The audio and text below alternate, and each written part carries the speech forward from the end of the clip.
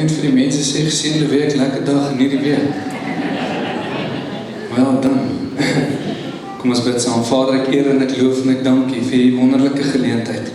Here, baie dankie dat U lief is vir U mense, Here, en dat U met U mense praat. En daarom vanaand, Here, soos altyd vra ek dat U my net agtertoe sal skuif, dat U op die voorgrond sal wees wanneer U met U mense praat, want U woord bring lewe, U woord bring verandering. Dit is die brood van die lewe, Here. Ons kan nie daarsonder nie. En ons eer en ons loof en ons prys U in Jesus naam. Amen, amen. Ek wil sommer dadelik inval met die skrifgedeelte. Ek gaan vir julle lees uit 2 Samuel uit, vanaf die 6de hoofstuk, die 11de vers. En terwyl julle so toe gaan, gaan ek julle net so 'n bietjie agtergrond gee oor wat hier gebeur het.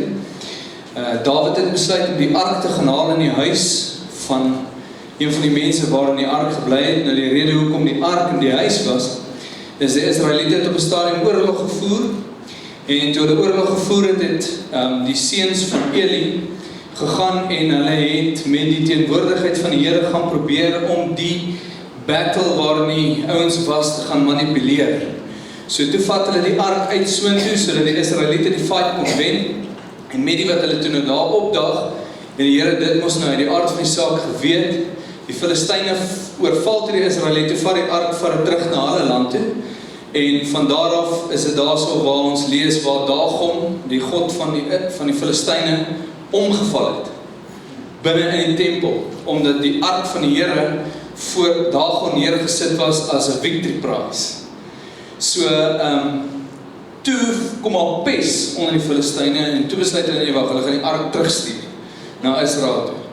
En toe bly die ark by hierdie een ou se huis. En van daar af het Dawid toe besluit gemaak om die ark van daai ou se huis af te bring na Jerusalem toe. En dis waar ons nou is in vers 11. En die ark van die Here het 3 maande lank in die huis van Obed-Edom die Getiet gebly. En die Here het Obed-Edom en sy hele huis geseën. En toe aan koning Dawid meegedeel is, die Here het die huis van Obed-Edom en alles wat aan hom behoort geseën, terwille van die ark van God, het Dawid gegaan en die ark van God met vreugde uit die huis van Obed-Edom na die stad van Dawid gebring.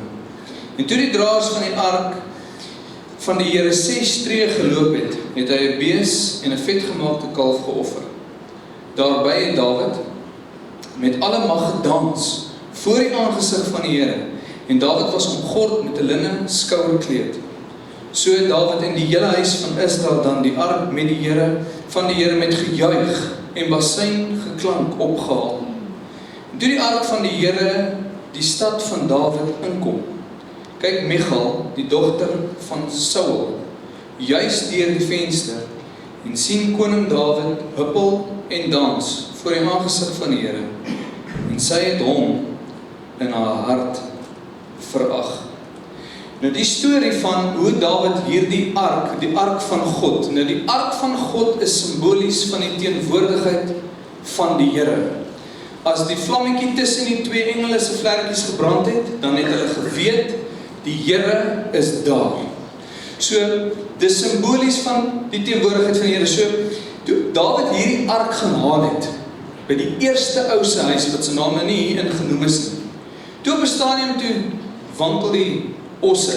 Nou ek vertel julle net hierdie, want ek vir julle by Michal se storie uit. Toe wankel die osse, en een van die ouens wat saam met die ark loop, steek toe sy hand uit. En toe hy in die ark raak, gaan hy net daar dood. En dis toe Dawid besluit om die ark in Obed-Edom se huis te berg.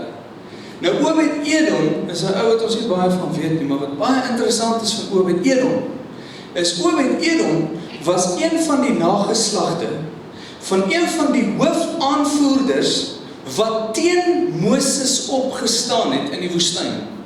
Toe die Here op 'n stadium die aarde oopgeskeur en daai mense is reggeteld. So op daai stadium het Obed-Edom was toe uit daai nageslag uit. So dis 'n ou wat die volk nie baie gelike het nie. Want dit is soos 'n vloek wat generasies lank oorgedra het. So hier is Obed-Edom, hy is nie baie gelike nie, maar die ark is in sy huis. Dawid, toe hy nou sien, dit gaan goed, in Obed-Edom se huis, toe gaan hy met vreugde, en gaan haal die ark weer. Nou dans hy voor die ark, nog lang voordat hulle in die stad inkom, want ons sien dat toe hy in die stad inkom, toe kyk sy vrou Michal, nou dit was sy vrou, wat Saul aan hom gegee, by die venster uit. En dis my titel vanaand, ek kyk by die venster uit. Sien, Michal het geen idee wat die opoffering was, wat gemaak was, vir die ark, om in Jerusalem in te kom nie. Sy het geen idee nie. Sy sit in die veiligheid van haar huis, daar waar sy gemaklik is, daar waar dit vir haar lekker is. En sy kyk by die ruit uit, en sy sien haar man, is besig om absoluut bos te gaan, om die ark van die Here te dans, om self te geniet, voor die aangesig van die Here, om self te verbly, want hy het 'n verwagting. Dawid het 'n verwagting oor die ark wat gaan inkom. En sy sit daar en sy kyk. En sy besef, my man is besig om 'n totale gek van homself te maak. Hy is besig om te dans voor die ark. En hy doen dit nog saam met al die locals in die dorp ook. So hy is regtig besig om 'n gek van homself te maak. En verder het sy dit vir hom gesê. Sy het vir hom gesê, jy maak 'n totale verspotting vir jouself. En ek besef net, dis omdat sy uit 'n venstertjie uitkyk. Dit is so vinnig om opinies te vorm, as ons net uit 'n venstertjie uitkyk. Die Bybel, nie die Bybel, daar is 'n gesegde wat sê, ons oë is die venster van ons siele. So wat nou gebeur is wanneer ons uit 'n venstertjie uitkyk, dan kyk ons uit 'n perspektief van gemak uit. Daar waar ek gemaklik is, daar waar dit vir my lekker is. En ek is vinnig om te kritiseer die ou wat daar buite is. Die ou wat daar besig is om homself voor die Here te geniet. Dan sê ek baie goed, maar ek het nie die volle storie nie. Dis soos baie keer wat ek mense teekom en sê hulle, kom maar, die pastoor, kuier net by daai mense. Okay? Het jy hom al genooi? Het jy al vir hom gesê, hoor hierso, kom maak 'n draai by my? Of is hy net vinnig om te sê, maar, hy kuier net by daai ouens? Of, hierdie ou, kuier net by daai mense, maar het jy al moeite gedoen, het jy al uit jou pad uit gegaan? Het jy al vir hom gesê, ek maak vir jou 'n feesmaal reg, kom draai by my huis? Of is ons vinnig om te sê, maar, kyk wat maak hy? Is ons vinnig om te sê, soos Michal dalk nou uit 'n ander oogpunt uit na 'n ou soos Obed-Edom kyk. Sê, daai ou se familie, hy kom uit 'n goeie familie uit. Maar al terrible goeders met hom en sy familie gebeur. Is ons gaga om te kyk en uit hierdie venstertjie uit te kyk en 'n persepsie te skep van wat daar besig is om buite aan te gaan, terwyl ons nie die volle storie het nie. Nou wanneer ons in 'n venstertjie is ons visie beperk. As ons uit 'n venster uitkyk, maak nie saak hoe naby jy aan die venster kom en jou visie is nog steeds beperk. Jy kan nie die hele prentjie sien. Jy kan net sien dit wat fisies voor jou oë verbyspeel. En dis nie altyd die hele storie nie. En wanneer ons van Michal se storie lees, dan sien ons in die heel laaste versie van hoofstuk 6, sê hy, Michal het nooit kinders gehad nie. En toe ek dit lees, toe tref dit my. Jy weet, wanneer jy binne in die mure staan, jy kyk by die venster uit, jy het nie die hele storie nie, jy het baie opinies, jy het baie goedertjies wat jy te sê het oor wat besig is om plaas te vind. Dan vat die Here jou vrugbaarheid weg. En ons is nou as 'n gemeente op 'n wonderlike plek. Die stortreën is op pad. Die stortreën is al reeds besig om in baie mense se lewens te val. En as jy gaan agter die venstertjie staan, gaan jy onder dak wees. En jy gaan moet geniet die seën van die Here wat op aan se lewe val. Jy gaan moet sê, ek wens dit kon ek gewees het. Jy sien, as jy binne in die huis staan, gaan alles net vir jou 'n prentjie wees wat voor jou afspeel. Jy gaan moet uitstaan, die venstertjie mentaliteit breek en uitbeweeg. Jy weet, jy hoef nie noodwendig, sy hoef nie nodig gehad om soos Dawid noodwendig op en af te gespring het en heeltemal bos te gegaan het nie. Sy kon op haar eie manier net gaan deel het in wat besig was om plaas te vind. Want die teenwoordigheid van die Here, soos wat ons in hierdie gedeelte sien, bring seën. Want vir 3 maande lank was dit baie goed gegaan in die huis van Obed-Edom. En die tyd van die stortreën is besig om met 'n groot spoed aan te kom vir ons. En dis beter om nie net deur die ruit te kyk vir die wolk wat aankom nie, maar om uit te kom en buite te beweeg en tussen die goeters te kan staan, waar jy naby aan die teenwoordigheid van die Here kan wees, waar jy kan ervaar die vreugde waarmee Dawid om daai ark gedans het. Dit was nie net gewees omdat die ark terugkom nie, dit was gewees omdat die teenwoordigheid van die Here op pad is na Jerusalem toe, en omdat die teenwoordigheid van die Here op pad was na Jerusalem toe, en omdat hy reeds gesien het, die resultaat, wat het in een ou se huis gehad het, wat eintlik deur die volk verwerp was, omdat hy die resultaat daarvan gesien het, was hy nog meer opgewonde, want daai seun is op pad na sy stad toe. Daai seën is op pad na my huis toe. Die stortreën is op pad na jou huis toe. Is ons opgewonde daaroor, of gaan ons deur 'n venstertjie sit en kyk en sê, Jesus, kyk hoe gaan dit met daai ou, kyk hoe gaan dit met daai ou, maar dit kom nie na my toe nie. It's a nobody that complains about a somebody. Somebodies don't complain about nobodies. Hey, come on. Nobodies complain about somebodies. Nobodies have got opinions about somebodies. Die ouens wat iets is, maar nie oor die ouens wat niks is nie. Dis die ouens wat niks is, wat maar oor die ouens wat iets is. So as daar iemand in jou lewe is wat besig is om te kritiseer wat in jou lewe aangaan, prys die Here, want dit beteken jy's iets. En ons is almal kinders van God. Ons is almal Jesus se kindertjies. So laat die wêreld daar buite baie praat. Los hulle dat hulle praat. Want as hulle praat, beteken dit ons is iets. En ons het nie nodig om neer te kyk op hulle nie.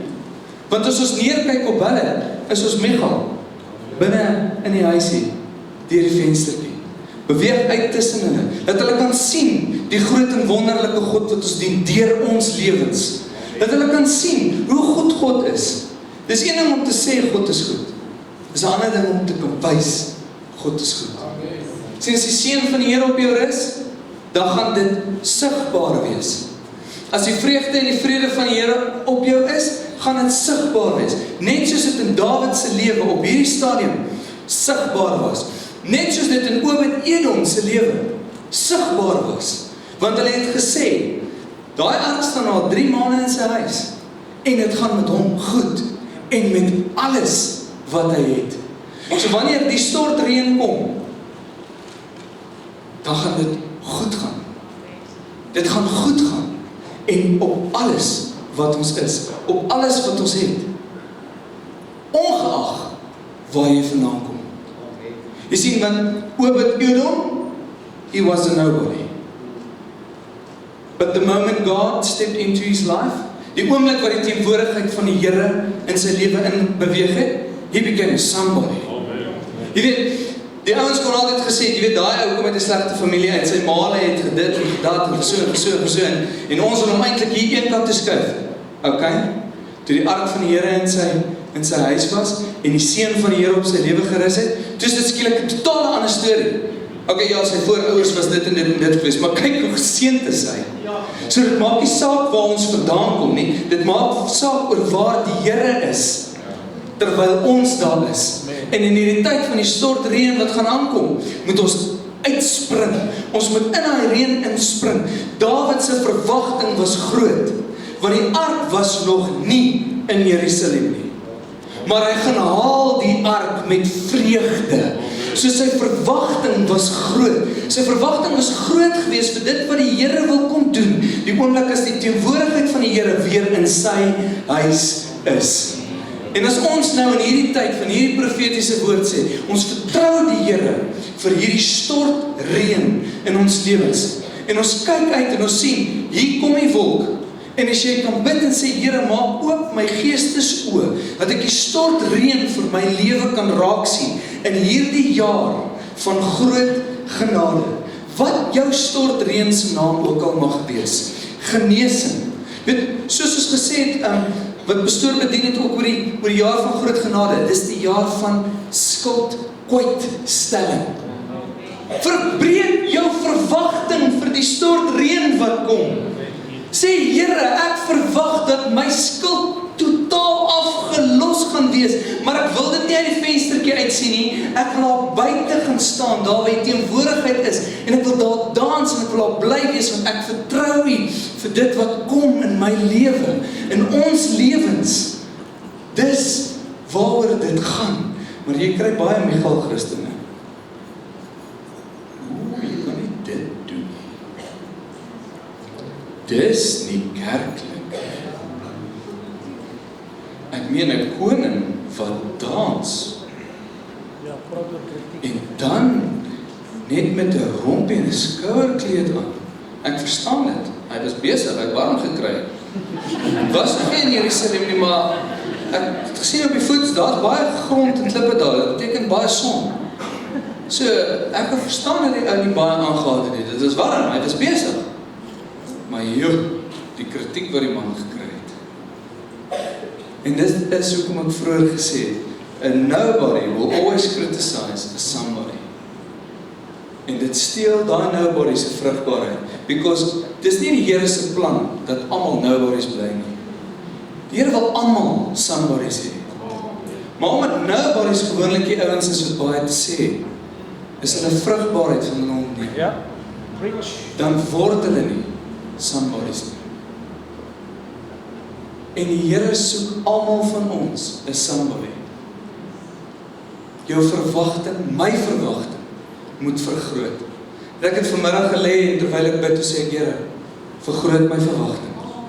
Vergroot my verwagting. En help my om nie vas te kyk in dit wat voor my is nie. Ons het nou onlangs getrek. En, jy weet, jy is nooit bewus van alles wat in die huis gegaan het, tot jy regtig al bly nie.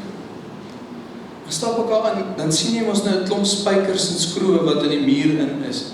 Dan dink jy, wat kon enige logies denkende mens op die spyker gang het?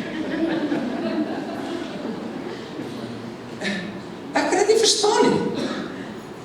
Maar obviously was daar iets op gewees. Want jy kap nie spykers in die muur en vir jou uitbestuur nie, veral nie mans nie. Want dit vat omtrent 'n week om in die eerste plek in die muur te kry. So, daar's obviously 'n doel gewees vir dit. Maar ek het nie dieselfde persepsie gehad as die ou wat daai ding daarop gehang het nie.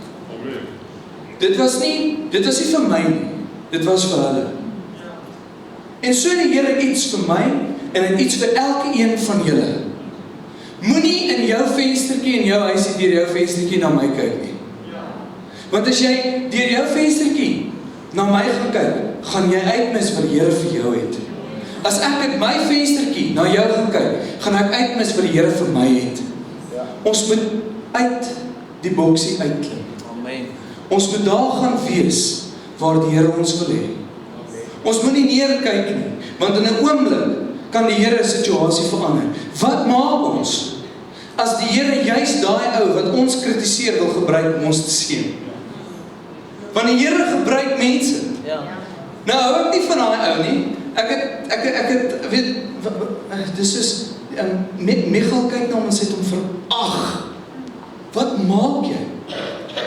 En daai ou wat jy of vrou wat jy verag, is die vrou of die ou wat die Here wil gebruik om jou te seën. Hoe gaan dit werk? Jy sien, maar as jy buite is, daar waar hy is, en jy doen wat hy doen, nie noodwendig soos hy dit doen nie, maar jy beweeg saam met dit wat die Here instoor het, vir almal, dan verander die Here jou perspektief. Weet jy wat, as jy besig is om te dans, weet jy is nie eers bewus gewees, Michael het vir jou gekyk nie. Ja. Jy het nie eers geweet nie. Dis toe dit sy by die huis kom, dis toe Dawid by die huis kom, wat sy 'n mond vol gehad het. En Dawid sê net eenvoudig vir haar, weet jy wat? Jy het nie 'n klou waarvan jy praat. En ek gaan my ook nie steur aan wat jy sê nie. Want wat die Here vir my het hy nie noodwendig vir jou nie. Want jy moet by hom gaan kry wat hy vir jou het. En hier waar jy in jou plekkie gesit het jy dit gemis. Want die ark is reeds geberg. Dis hoekom ek terug is hierso. So wanneer die stortreën kom, wat jou stortreën se naam ook al mag wees, finansies, gesondheid, hoe ook al, moenie terugstaan en kyk nie. Klim uit, sê Here, hier is ek soek dit. Ek wil nie deur die venstertjie kyk en negatief en krities wees op alles wat voor my aangaan nie. Ek wil deel wees daarvan. Ek wil uitbeweeg. And God will make a nobody a somebody. Because there will be nobodies that will criticize you. Daar gaan mense wees wat presies mal. Hoe doen jy dit?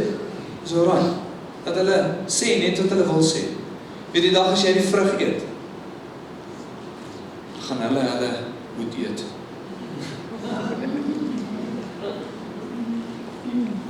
Kom ons dans voor die Here soos nog nooit van tevore.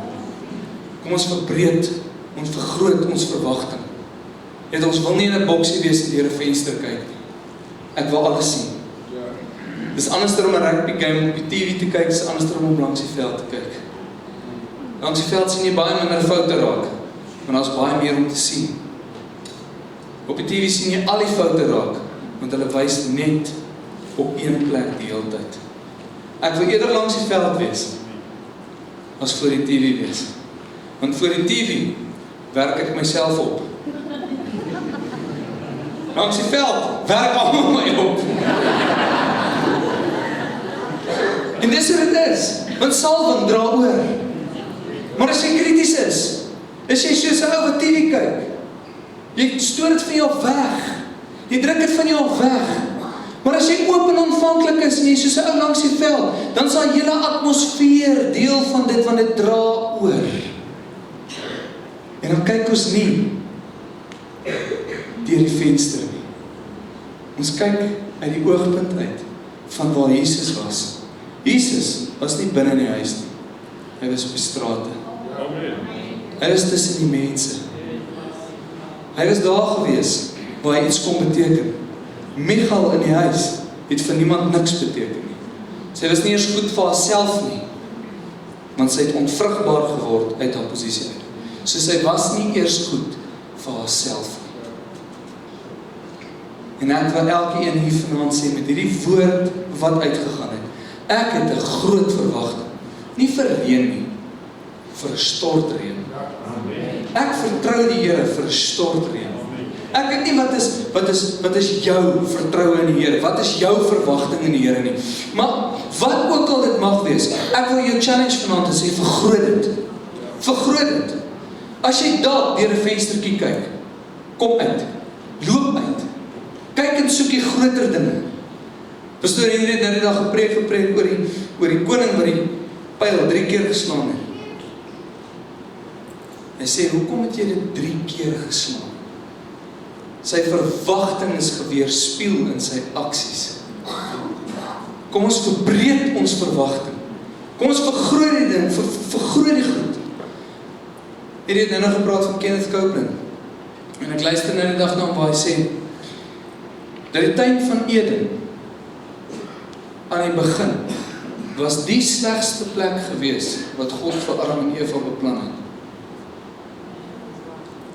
So ek sê, okay, ek sê nou so. Sien, die sonneval het gekom en toe is daar net slegte goed. En nou vertrou ons die Here en nou is daar verandering in Jesus. Maar God is 'n God van verbetering. God is 'n God van verhoging. God is 'n God wat vorentoe beweeg. Hy sê dit wat in die hart van die mens nog nie opgekom het nie, is reeds vir ons voorberei. Met ander woorde, toe Adam en Eva geskape is, was daar vir hulle nog die beste wat voor lê. Die beste het vir hulle nog voorgelê. Hulle het net daai stukkie geniet en toe kom die sonneval. So ons weet toe nou wat toe nou gebeur het. Maar dit beteken ons persepsie, ons verwagting van God moet soveel groter wees. Kan jy dink die Here wil jou bless in 'n manier wat ek nog nie wat jy nog nie eens aan kon dink nie? Ja. Dis groot. Dis baie groot. En die Here wil jou nie net bless nie, hy wil jou gebruik because we are blessed to be a blessing. Maar ons verwagting moet groter wees. Ons moet uitklim. Ons kan nie deur 'n boksie kyk. Ons moet sê, Here, hier is ek. En ek kan dalk nie dansie, maar ek kan loop. Ek kan dalk nie loop nie, maar ek kan nog steeds daar buite wees en bly wees. Ek het nie nodig om hier binne te wees en baie te sê. En ek vertrou die Here vir stortering in ons almal se lewens. Almal van ons verdien die beste. En die beste lê voor. Amen.